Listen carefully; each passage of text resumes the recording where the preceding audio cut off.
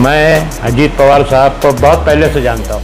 पैसा नहीं है कॉरपोरेशन में, हालांकि ये सब बेकार बात है। मैं रमज़ान की वजह से एक्टिव नहीं रहा।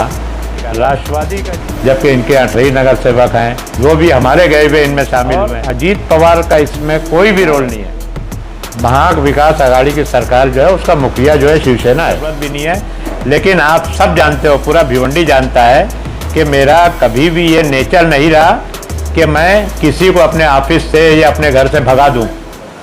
इस खबर के प्रायोजक हैं नवाब ढाबा। नवाब ढाबा भिवंडी की एक नई पहचान। यहाँ आपको बेहतरीन खाने के साथ साथ बच्चों के लिए कई गेम्स भी मिलेंगे। साथ ही साथ सेल्फी लवर्स के लिए सेल्फी पॉइंट भी है। तो देर किस बात की, आप भी आए नवाब ढाबा और सभी सर्विसेज का लुत्फ उठाएं। Address Bhinar village, Nashik road, Bhiwandi.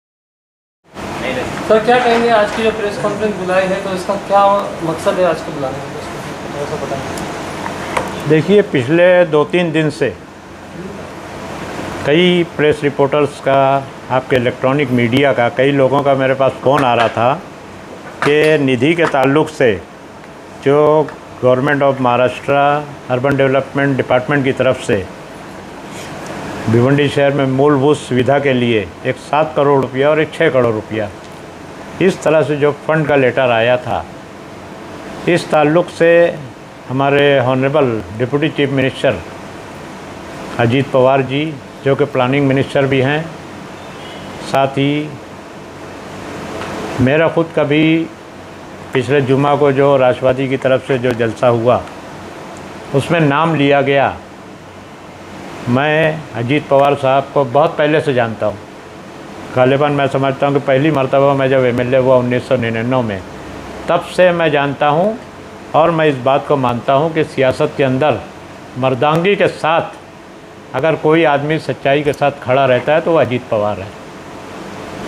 सच्चाई के साथ रहने वालों में एक बड़ा चेहरा है और अजीत पवार कभी भी किसी दूसरे का क्रेडिट जो है अपने सर कभी भी लेने की कोशिश नहीं करेंगे। जो 18 नगर सेवक का मामला है या मालेगांव का जब मामला है, मैं बिल्कुल दावे के साथ कह सकता हूं कि अगर अजीत पवार के पास अगर ये लोग जाते पार्टी में शामिल होने के लिए, तो अजीत पवार उनसे कहते, और मैं देखा हूं कई लोगों को उन्होंने कहा भी है इससे पहले कि आप पहले अपने पद का राजीनामा दीजिए, फिर अपनी पार्टी का राजीनामा दीजिए, उसके बाद हमारी पार्टी में अगर आते हैं तो हम आपको पूरी ताकत देंगे। मामला निधि का जो मामला है, हम लोग हमेशा से, जब से ये महापौर का इलेक्शन हुआ और उसके बाद कांग्रेस के जो लोग थे, जो कांग्रेस के साथ मजबूती के साथ खड़े रहे,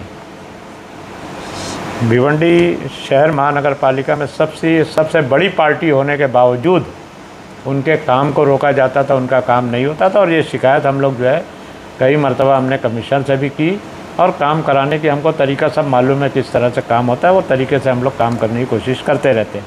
लेकिन हम पार्टी हाईकमांड को हमेशा कहते थे, इससे पहले हमारे प्रेसिडेंट बाला साहब थोराट साहब थे, अशोक चौहान साहब थे, उनके पास हमने कहा है, नाना पटोले जी आज हमारे प्रेसिडेंट, उनसे हम कहते हैं कि हमारे कॉरपोरेटर को कुछ निधि दी जाए मूलभूत सुविधा के लिए, जो बेसिक एमिनिटीज़ है, बेसिक ज़रूरतें हैं उसके लिए, ताकि हर कॉरपोरेटर, कई सालों से हम देख रहे थे कि पूरे शहर में पिछले 3-4 साल के अंदर जो है आप लोग देखे होंगे कि शहर का सब काम बिल्कुल ठप पड़ा हुआ था, कोई काम होता नहीं था। जब काम लेके जाते थे तो यही कहा जाता था कि निधि नहीं है, पैसा नहीं है कॉरपोरेशन में, हालांकि ये सब बेकार बातें हैं।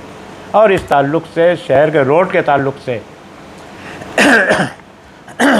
कांग्रेस पार्टी ने 2 मरतबा इस कॉरपोरेशन के सामने एक ज़बरदस्त मोर्चा किया। कॉरपोरेशन की ऑफिस को ताला लगाने की भी हमने कोशिश की। हमको बाला साहब थोराट साहब, जो कि विधिमंडल के नेता भी हैं, उन्होंने कहा कि नहीं, हम लोग जो है एकनाथ शिंदे जी से बात करके, वो अर्बन डेवलपमेंट के मिनिस्टर, और आपकी मूलभूत सुविधा के लिए हम लोग आपको फंड देने की कोशिश करते हैं। मैं गालिबन मैं समझता हूँ कि फरवरी में शायद मुझको फ़ोन आया कि उन्होंने अपने लिए 6 करोड़ रुपया मंजूर कर लिया है। एकनाथ शिंदे जी और उन्होंने हमने चीफ मिनिस्टर से ही बात की है और वो फ़ंड जो है आप एक यादी भेज दो किस कॉरपोरेटर को क्या क्या फ़ंड लगेगा। मैक्सिमम लिमिट उसकी 6 करोड़ रुपया है। और हमने अर्जेंट में सबका लेटर लेके जो जो काम की लिस्ट थी लेकर हमने बाला साहब थोराट साहब के पास भेज दिया था। और 30 मार्च को उससे 2-4 दिन पहले मंजूर हुई हमारी 6 करोड़ रुपए की निधि और 30 मार्च को उसका GR निकल गया। 3 अप्रैल से हमारा रमज़ान शुरू हो रहा था। आप सभी जानते हो कि रमज़ान में मैं कहीं जाता नहीं। कुछ लोग अफ्तार पार्टी में बुलाते हैं, कुछ लोग दूसरे प्रोग्राम में बुलाते हैं, लेकिन मैं ना भिवंडी में ना बम्बई में, और मैं बिल्कुल बम्बई भी नहीं जाता। ये मेरा कई सालों से ये दस्तूर रहा है। हमारा GR आ गया 30 मार्च का। मैं रमज़ान की वजह से एक्टिव नहीं रहा। राष्ट्रवादी का GR, जब हमारा GR निकलने के बाद राष्ट्रवादी वाले पीछे पड़े होंगे कि भाई कांग्रेस का GR निकल गया, हमारा नहीं निकल रहा है अभी तक। फिर उनका GR जो है, और आप देखो कि जब राइवलरी चलती है तो कुछ कमज़ोर किस्म के जो लीडर रहते हैं, वो जैसे हमारे एक मोहल्ले में एक व्यक्ति है, बहुत पैसे वाला है, उसका घर पुराना है, बाजू वाले ने अगर बनाया तो उससे 6 इंच ऊंचा बनाया ताकि उससे मैं ऊपर हूँ। यही मुझको यहाँ दिख रहा है। हमारा 6 करोड़ का जब GR निकल गया तो उसके बाद इन्होंने 7 करोड़ रुपये का GR निकाला, जबकि इनके 8 नगर सेवक हैं, वो भी हमारे गए हुए इनमें शामिल हुए हैं। खैर उस पर हमको कोई एतराज़ नहीं है। ये GR की कॉपी है। हमारा GR 30 मार्च का है और उनका GR गालिबन मैं समझता हूँ कि ये 19 अप्रैल 2022 का है। दोनों का हेड सेम है, मूलभूत सुविधा का। और अजीत पवार का इसमें कोई भी रोल नहीं है, और जिसमें रोल रहेगा अजीत पवार की हम बहुत तारीफ़ करते हैं। अजीत पवार को खुद फंड देने का इख्तियार है। कुछ मामलात ऐसे रहते हैं जिसके लिए वो अपना फ़ंड देते हैं। मैं आपको एक उदाहरण दे रहा हूँ कि मैं जब समाजवादी से MLA था, उस वक्त खाड़ी पार के रोड के लिए कहीं मेरा एडजस्टमेंट नहीं, ये पाइपलाइन के लिए कुछ एडजस्टमेंट नहीं होता था। मैंने जाके अजीत पवार से मिला और अजीत पवार साहब को कहा कि भाई इनका जितना पानी का पाइपलाइन आधा चोरी हो जाता है, इनके लिए एक बाईपास लाइन दो जिसके ऊपर चोरी करने की कोई गुंजाइश नहीं हो। उन्होंने सबको बुलाया और पूछा क्या एस्टीमेट बनेगा। उन्होंने 2 करोड़ रुपया सैंक्शन किया। सैंक्शन करने के बाद थाना डिस्ट्रिक्ट में ज़िला परिषद में NCP वालों की अक्सरियत थी, ज़िला परिषद उनके कब्ज़े में थी।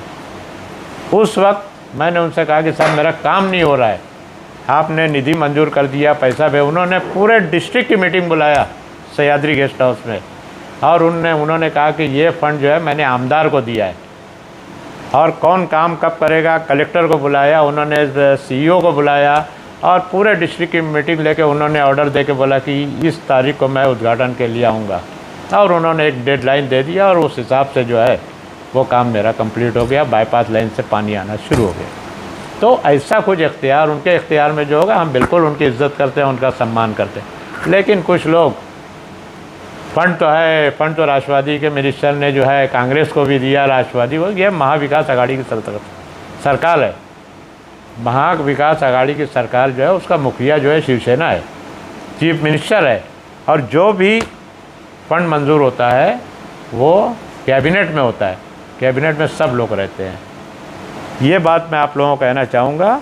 और मैं ये चाहूँगा कि बजाय इस किस्म की सतही बातों के, आप भी पॉलिटिक्स में हो, हम भी पॉलिटिक्स में, इस शहर में बहुत काम है, और काम के ताल्लुक़ से आप लोग जो है आइए, आप काम बताइए, आप उसकी पब्लिसिटी लीजिए। अगर आपने सच्चाई के साथ वो काम किया तो हम आपकी तारीफ़ करेंगे, लेकिन अगर कोई और काम करता है तो आपको उसकी सराहना करनी चाहिए। इससे पहले पावर लूम का मसला था, आप सभी लोग जानते हो। एक ऐलान भी नहीं हुआ था।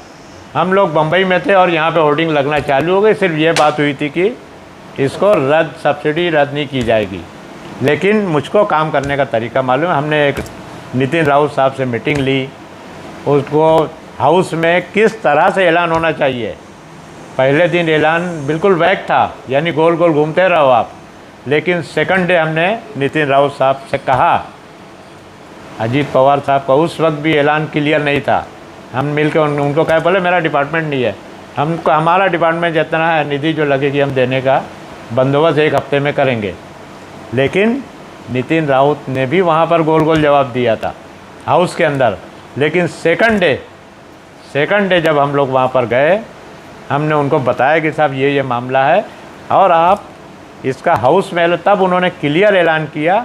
और हाउस के ऐलान के बाद उस वक्त हमारे माजी खासदार थे हमारे साथ, तारिक फारूकी से और काफ़ी लोग थे हमारे साथ। इन सब लोगों को लेके हम लोग मंत्रालय में एक बैठक लिए। विधान भवन में एंट्री काफ़ी लोगों की नहीं थी, हम लोग तो हमारी एंट्री थी। वहाँ पर बैठक लेके हमने जो बात बताया, उन्होंने बैठक लेके वहाँ पे टोरेंट वालों को बुलाया, मालेगांव के जो है डिस्ट्रीब्यूशन कंपनी जो है कलकत्ता पावर्स को, ये वो लोग थे, आपके MSDCL के लोग थे, और सही बातें डिस्कस करके हमने कहा कि 2 दिन के अंदर आप GR निकालो इसका। जब तक आपका GR जो है MSDCL और टोरेंट में नहीं जाएगा तब तक हमको सब्सिडी काट के नहीं मिलेगा। और GR निकला। GR निकलने के बाद वो जो है सब्सिडी काटने का काम जो है इन्होंने किया। फिर भी जनवरी फरवरी का माह जो है उनको सब्सिडी कटी नहीं, GR में कुछ थोड़ा सा कसर रह गई थी। तो 2 महीने की सब्सिडी का GR भी हम लोग पीछे पड़ के, रमज़ान में मैं जा नहीं सका, रमज़ान के बाद हमने दौड़ भाग करके वो GR भी हमने निकाला। तो सिर्फ होर्डिंग लगाने से और ये सब से हट के ना पॉजिटिव काम कीजिए। इस शहर में बहुत काम है और ये शहर में इतना निधि आती है, इतना पैसा आता है, सब मेरा भी कहना है कि सब करप्शन का जो है शिकार हो जाता है। आप भी 10 साल तक कांग्रेस के प्रेसिडेंट रहे। 10 साल में आपने कांग्रेस के प्रेसिडेंट रहते हुए क्या काम किया आप बताइए। मैंने तो, मुझको बहुत टाइम नहीं हुआ है, लेकिन हमने सब्सिडी का मामला कांग्रेस के मंत्री से दबाव डाल के, कपड़ा मंत्री असलम शेख पर दबाव डाल के, आपके जो है क्या नाम है नितिन राउत साहब से हमने दबाव डाल के काम किया। इस काम के लिए बाला साहब थोराट साहब के पास हमने कई मरतबा हमने विज़िट दिया निधि के लिए। ये किए, ये लोग बता दिए हमने जो है 5 करोड़ रुपया माइनॉरिटी की निधि लाए। अरे माइनॉरिटी की निधि मेयर और डिप्टी मेयर ये लोग अपने तवज्जुह से, अपनी कोशिश से लाए होंगे कि पार्टी की ये जो माइनॉरिटी की जो निधि है, आप बताइए कि मेयर के वार्ड में तो कौन से माइनॉरिटी की निधि की ज़रूरत है। अभी लेकिन मेयर डिप्टी मेयर अपना अपना बांट लिया। वो ये जो भी फंड आया है तो ये डिस्ट्रीब्यूशन किस तरह से कॉर्पोरेटर वाइज होगा, मतलब जैसे कि अभी हम लोग 6 करोड़ की अगर बात करते हैं, 6 करोड़ रुपया ये काम को देख के होगा या कॉर्पोरेटर को देख के होगा? थोड़ा देखिए, ये 6 करोड़ रुपया हमने सभी कॉर्पोरेटर से हमने उनके वार्ड से वो मांगा हमने कि आपके वार्ड में जो काम है उसकी यादी दो। वो यादी हमने हमारे क्या नाम है रेवेन्यू मिनिस्टर जो हमारे विधि मंडल के जो नेता हैं बाला साहब थोराट साहब, उनको यादी भेजी और उसके ऊपर उन्होंने निधि हमको मंजूर करके दी है। अब जो है डिटेल एस्टीमेट जो लगता है वो डिटेल एस्टीमेट तैयार होता है, वो प्लानिंग अथॉरिटी को यहाँ पे भेजा जाएगा और वहाँ से जो है ये मिलेगा डिटेल एस्टीमेट। दूसरी बात मेरे ताल्लुक़ से उसने कुछ कहा, मैं उसका हालांकि जवाब देना नहीं चाहता, इसकी कोई ज़रूरत भी नहीं है। लेकिन आप सब जानते हो, पूरा भिवंडी जानता है कि मेरा कभी भी ये नेचर नहीं रहा कि मैं किसी को अपने ऑफिस से या अपने घर से भगा दूं। जहाँ तक वहाँ विकास और डेवलपमेंट का ताल्लुक़ है, आपको याद होगा एक जनरेशन पास हो गई है। भिवंडी शहर जो है सिर्फ 4 किलोमीटर पे था। भिवंडी और निज़ामपुर ये 2 हिस्सा भिवंडी शहर में आता था। 1982 में एक बहुत बड़ा 22 किलोमीटर का इलाका भिवंडी शहर में शामिल किया गया। आप देखोगे पूरा गैबी नगर, ये ज़कात नाके के आगे ज़कात नाका था, यहाँ पर ऑक्ट्राय नाका था, आपके क्या नाम है हमारे ये आनंदी के चौक पे। इसके आगे पूरा ग्राम पंचायत था, वो कामतगढ़ ग्राम पंचायत, कनेरी, ये इधर क्या नाम है आपके दूसरे जितने इलाके आए हैं, ये नारपोली ग्राम पंचायत था। ये पूरा एरिया 22 किलोमीटर जो है शहर में आया था और ये पूरे इलाके में कोई डेवलपमेंट का काम नहीं था। भिवंडी शहर में एडमिनिस्ट्रेटर बैठा हुआ था। पहली मर्तबा हम लोग चुन के आए और पहला प्रेसिडेंट इस शहर का जो है 1985 में रिजवान बुवेरे आया। बहुत ही विकास की तरफ उनकी नज़र रहती थी। मैं भले कहीं भी रहे वो, लेकिन उनकी हम आज भी तारीफ़ करते हैं। रऊफ़ सेठ आए, आज भी वो एक्टिव हैं। मैं आया उसके बाद प्रेसिडेंट बना और हम तीनों प्रेसिडेंट ने, आप देखिए ये जकात नाके से यहाँ ना रास्ता था, ना पानी की लाइन थी, ना स्ट्रीट लाइट थी, कुछ भी नहीं था। इसी तरह आप कामत घर में चलिए, सुनिए ना, सुनिए, आज की बात छोड़ दीजिए। हम लोग जब थे, आप कामत घर की तरफ चले जाइए, पूरे इलाके में कुछ नहीं था, पानी नहीं था। सबसे बड़ी चीज़ हमारे दीवान शाह दरगाह नहीं, कोतवाल शाह तक म्यूनसिपल की लिमिट थी, उसके आगे जो है ना रास्ता था, ना पानी की लाइन थी, ना आपके जो है सड़क थी, आपके क्या नाम है दूसरी सुविधा थी। हम लोगों ने पूरे 22 किलोमीटर इलाके में बगैर सरकार की मदद लिए हमने पानी की पाइपलाइन पूरे शहर में डाली, पूरी स्ट्रीट लाइट लगाई वहाँ पर, पूरा रास्ता बनाया अच्छा। हर इलाके में हमने तकरीबन जो है 20-22 नए स्कूल बनाए ताकि गरीब बच्चों को पढ़ने के लिए, तालीम हासिल करने के लिए वो मिले। ये सिर्फ हमने कितने साल में किया? जैसे 5 साल में किया। और उसके बावजूद जब हम लोग म्यूनसिपलिटी 91 में छोड़े तो म्यूनसिपलिटी में कई करोड़ रुपया बैलेंस रहता था और उस वक्त सरकार की इतनी मदद नहीं आती थी। आज तो सब जो है पंचायत राज आने के बाद, वो कानून पास होने के बाद जो है अब जो रजिस्ट्री होती है वो पैसा आता है, रोड का ग्रांट आता है, दूसरे डेवलपमेंट के काम का सरकार की तरफ से ग्रांट आता है। तो उस वक्त हम लोग काम किए। पानी जो पहाड़ी पे पहुंचाना, वहाँ मुमताज़ अंसारी वहाँ के नगर सेवक हैं, उनसे पूछिए आप लोग, वो आते थे मेरे साथ, जाते थे। मैं एमएलए बना, बारिश होते रहते, हम लोग यहाँ क्या नाम है वाटर वर्क्स का कोई डिपार्टमेंट था इधर थाने में, हम लोग जाते थे, जाके वहाँ से पाइपलाइन मंजूर करके लाते थे और वहाँ पानी देने का काम किए। और मेरा कभी भी ये नेचर रही है, मेरे से काम होता भी है, कुछ काम नहीं भी होते हैं, लेकिन हमने कभी भी, कोई भी हमारे पास आता है, हम समझते हैं कि वो मजबूर है, वो मुस्तहिक है, तो कभी भी हमने उनको हकालने का, धक्का देने का और भगाने का, ये किसी के साथ भी हमने ये काम नहीं किया है। और मैं तो शोएब गुड्डू या किसी को मैं जानता भी नहीं था उस वक्त, पहली मरतबा मैं एमएलए हुआ, मैं किसी को नहीं जानता था और मैं समझता नहीं कि वो पॉलिटिक्स में थे या नहीं थे, मेरे ऑफिस में कब आए और कब उन्होंने ये सब मंजर देखा मैं नहीं जानता।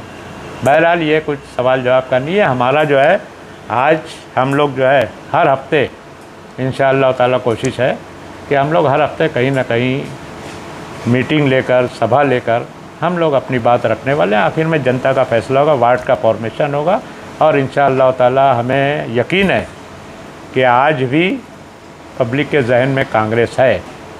और जो शख्स 10 साल अगर प्रेसिडेंट कांग्रेस का रहता है तो उसको ठीक है, मतभेद होते हैं, पार्टी छोड़ के चले आते हैं, लेकिन पार्टी को गलत बोलना, जिसमें आपने रहा है जो कुछ, मैं भी पार्टी छोड़ा कई बार, लेकिन आप मेरा एक लफ्ज़ पूरे इतने 20 साल के या 35 साल के कैरियर में आप मेरा एक सेंटेंस कहीं भी आप बता दो कि मैंने कांग्रेस के ख़िलाफ़ बोला हो। कांग्रेस में रहने वाले किसी व्यक्ति के ख़िलाफ़ मैं बोल सकता हूँ, लेकिन कांग्रेस के ख़िलाफ़ मैंने कभी भी नहीं तकरीर किया। ये बात है। आज ठीक है, आप सर आप पे हमेशा आरोप चलता है कि आप जो हमेशा पार्टी के खिलाफ, अगर टिकट नहीं मिलता है तो पार्टी के खिलाफ जाके काम करते हो, तो ये इसमें कहाँ तक सच्चाई है? हर बार हमने देखा है कांग्रेस, शोएब गुड्डू जो है, ये शोएब गुड्डू नहीं और भी लगाते हैं, इवन आपकी पार्टी के कुछ लोग जो है आरोप लगाते हैं कि आप हमेशा जो है अगर आपको टिकट नहीं मिलता है तो आप पार्टी के खिलाफ चले जाते हैं। नहीं, लगाने दीजिए ना, लोग आरोप लगाने का नहीं। मैं देखिए, मैं ईमानदारी के साथ, मेहनत के साथ जो काम करता हूँ और कहीं मुझको लगता है कि ये पार्टी के साथ नाइंसाफ़ी हो रही है, जिसको टिकट दिया जा रहा है वो अगर उस काबिल नहीं है तो मैं एहतजाज करता हूँ, उसके लिए मैं बगावत करता हूँ, मैं गद्दारी कभी नहीं करता। मतलब कि उसमें रह के ना, मतलब उसमें रह के, मतलब आप मानते थे कि 2019 में शोएब गुड्डू एमएलए की टिकट के काबिल नहीं थे? हाँ, मैं कहाँ उनके खिलाफ़ किया? 2019 में नहीं किया मैं उनके खिलाफ़। आपने तो एमआईएम का काम किया था। नहीं किया मैंने। आप बता दो, एक इंसिडेंट मुझको बता दो कि मैंने एमआईएम का काम किया। लेकिन मेरे पास एक ताकत है, मेरे मानने वाले लोग जो हैं बहुत बड़ी तादाद में हैं। मैं कैसे भी खड़ा रहता हूँ, मेरे को 16 से 20 हज़ार वोट मिलता है, चाहे आज़ाद रहा, चाहे किसी पार्टी से रहा, कैसे भी रहा। और 2019 के इलेक्शन में मैं आपको बता देता हूँ, मैं टिकट के लिए अहमद पटेल साहब मरहूम उनके घर पे गया था। अनीस अहमद हमारे साथ में थे और वहाँ अहमद पटेल साहब ने मुझसे कहा था कि यार ठीक है, मैं कोशिश करता हूँ आपके लिए, लेकिन आप हर इलेक्शन क्यों लड़ते हो? तो वहाँ मैंने उनसे वादा किया था कि साहब ये इलेक्शन मैं नहीं लड़ूंगा। और उसके उनकी जो मैंने वादा किया था, मैंने नहीं लड़ा। उनको फ़ोन करके बोल भी दिया मैं कि मैं साहब, मैं आपसे वादा किया था मैं इलेक्शन नहीं लड़ूंगा। अब लोग को जो है उनकी अपनी ताकत नहीं होगी, वो लड़े कहाँ इलेक्शन। आप बताइए कि अगर वो इलेक्शन लड़े हैं तो कांग्रेस के उम्मीदवार को इतना कम वोट कभी नहीं मिलता, चाहे कोई किसका भी काम करे। ये कांग्रेस की साख है। कांग्रेस का उम्मीदवार रात में जो है 12 बजे सोशल मीडिया बोलता है मैं बैठा नहीं हूँ। क्या मैसेज ये शहर को दे रहे हैं? इतने बड़े शहर को क्या मैसेज आप देना चाह रहे हो, ये बताइए ना। कांग्रेस की हेड ऑफिस टूट जाती है, सेंट्रल ऑफिस टूट जाती है और सेंट्रल ऑफिस दोबारा बनाई नहीं जाती। क्या मैसेज आप शहर को दे रहे हो? इतनी बड़ी पार्टी से आप लड़ रहे हो और भिवंडी में सिर्फ कांग्रेस है, दूसरी पार्टी तो किसी तरह से आ जाती है, लेकिन अगर ईमानदारी के साथ लड़ने वाला लड़ेगा ना, मैंने कहा उस वक्त कि मैं अगर होता ना, मैं कैसे भी होता, ताकत रहे जीते हारे वो सब अल्लाह के हाथ में, बात की बात है। लेकिन सेंट्रल ऑफिस अगर टूटती तो एक घंटे के अंदर दूसरी सेंट्रल ऑफिस बन जाना चाहिए था। लेकिन आपको और कांग्रेस का उम्मीदवार जीते या हारे, किसी भी सूरत में उसको ये नहीं बोलना चाहिए था मैं खड़ा हूँ, मैं बैठा नहीं हूँ। ये क्या मैसेज शहर को आप दे रहे हो, ये मैं कहना चाहता हूँ। जी। बाकी जो है, बाकी इस सब बातों का मैं खुलासा इंशाल्लाह। रशीद भाई, एक सवाल मेरा ये रहेगा कि जिस तरह से शहर में चल रहा है कि यही राष्ट्रवादी और कांग्रेस की जो है आपस में जो है काफ़ी हम देख रहे हैं अपोजिशन, एक दूसरे के ऊपर जो है लोग आरोप प्रत्यारोप लग रहे हैं, तो इसमें शहर की जनता क्या सोचे, क्या उनको क्या मैसेज जा रहा है, और अगर किसी को सही चुनना है तो क्या देख के जनता जो है वो चीज़ों को सही चुने? देखिए, राष्ट्रवादी के खिलाफ मेरा कोई आरोप नहीं है। जिस तरीके से हमारे 18 नगर सेवक को वो लेके गए और फिर उनको बचाने की कोशिश कर, मैंने अजीत पवार साहब का नाम लिया। अजीत पवार साहब के ताल्लुक़ से मैंने ये भी कहा कि अगर उनके हाथ में वो इख्तियार होता तो वो पहले बोलते कि कॉरपोरेटर अगर हमसे अपने पद का इस्तीफ़ा दे देते और उसके बाद जो है वो हमारी पार्टी से इस्तीफ़ा दे, फिर आज़ाद हैं। राष्ट्रवादी हमारे साथ अलायंस है और आज से नहीं है, हमारे अलायंस में वो 1999 से है कांग्रेस के अलायंस में।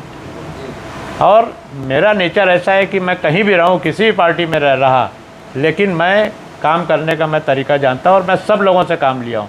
मैंने बताया मैं समाजवादी का एमएलए था, मैंने अजीत पवार से काम लिया। कांग्रेस का एमएलए था, मैंने हज़ारों करोड़ रुपया इस शहर के लिए लाया है। पावर लूम की सब्सिडी हमने यहाँ पे चालू की है और जो काम मैं विलास राव के पास लेके जाता था मेरा मंजूर करके देते थे। तो कोई वो नहीं है ऐसा। कांग्रेस के अध्यक्ष के पास बहुत पावर है, आमदार रहते हुए भी अगर कांग्रेस का अध्यक्ष मौजूद है तो वो अपनी पावर चला सकता है, लेकिन वो नहीं करते और फिर इधर उधर इसके उसके ऊपर इल्ज़ाम लगाते हुए अध्यक्ष को बहुत संजीदा रहना चाहिए और उस तरह से बात करना चाहिए। बाकी हमारी कोई शिकायत ना राष्ट्रवादी से है ना शिवसेना से है, हमारी अलायंस कम। हमारी लड़ाई तो बीजेपी और क्या नाम है आपके दूसरी जो पार्टियां हैं उनके खिलाफ हमारी लड़ाई है, हम उसके खिलाफ लड़ेंगे इंशाअल्लाह। जनता क्या मैसेज है, मैं वही जानना चाह रहा हूँ क्योंकि बार बार जो है जनता गुमराह हो जाती है। देखो, जनता का गुमराह होने का कोई वजह नहीं है। राष्ट्रवादी पार्टी महाराष्ट्र में हमारे अलायंस में है। भिवंडी में राष्ट्रवादी के कुछ गलत किस्म के लोग भिवंडी में या राष्ट्रवादी पार्टी के कुछ सीनियर लोग कुछ भी रहे होंगे, उन्होंने कोई गलत फैसला किया है तो हम भिवंडी में जो है राष्ट्रवादी से अलायंस करने की हमारी इच्छा नहीं है कि जो हमको गद्दार हमारे साथ जो है बगावत करके दूसरी पार्टी में जाते हैं और फिर आके वापस जो है वही हमारे साथ अगर अलायंस में शेयर मांगेंगे, टिकट मांगेंगे, तो ये 47 सीट हमारी है। हम 47 सीट छोड़ के अगर कोई भी अलायंस करने आएगा तो इंशाअल्लाह ताला सेकुलर पार्टी हम उनके साथ अलायंस करने के लिए तैयार रहेंगे। Thank you.